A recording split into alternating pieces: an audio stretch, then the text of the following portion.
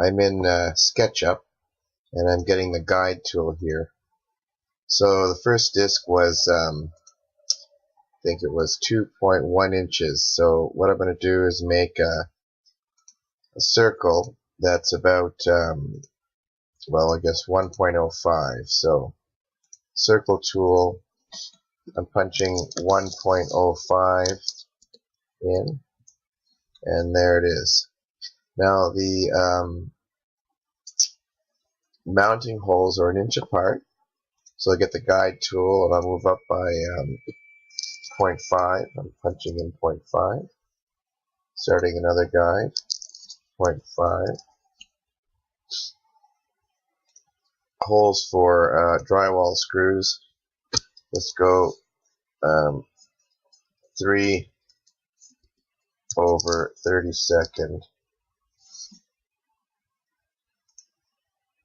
3/32. So to get the second disc to guide, put it right about here. Then when I pick up the two holes, I pick up from the center of the circle and drop it on there. Now I know when I make the other circle, they'll be centered. The other circle, just make it big enough for the mounting holes. And that's it.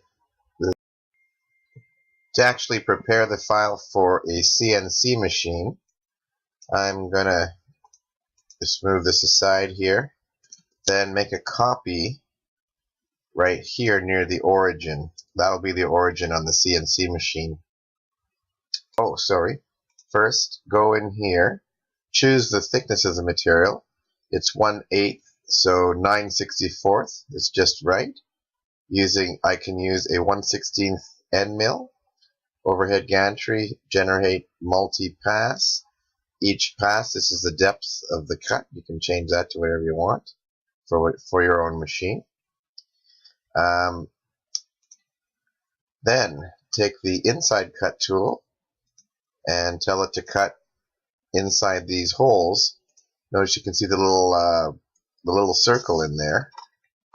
That is actually the path of the tool, and of course it's adjusted for the size of the tool.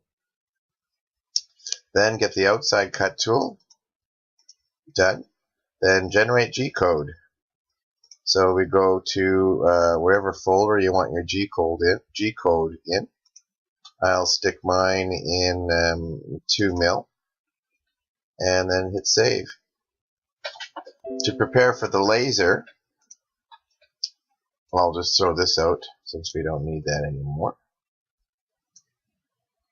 Or better yet, I'll move it away. There, put it over here.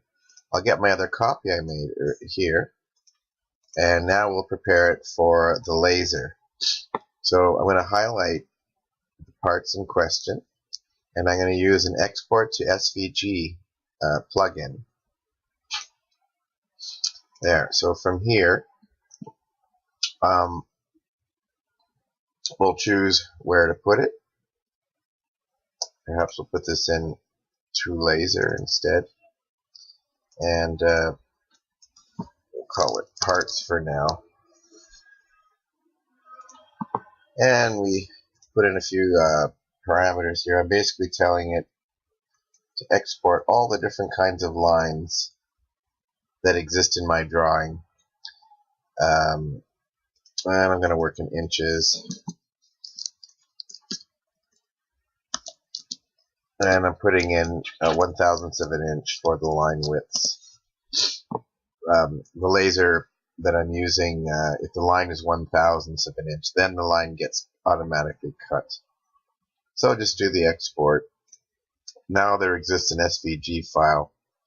If I go looking for it, I'll just find it here. It's going to be in my to laser, and I think I called it parts. There it is. So I'll open it up in Inkscape. That's a free open source vector graphics tool. Okay, document properties. I'm going to change it to inches. And in here we just resize it to the selection. So now it's 209 by 3.67.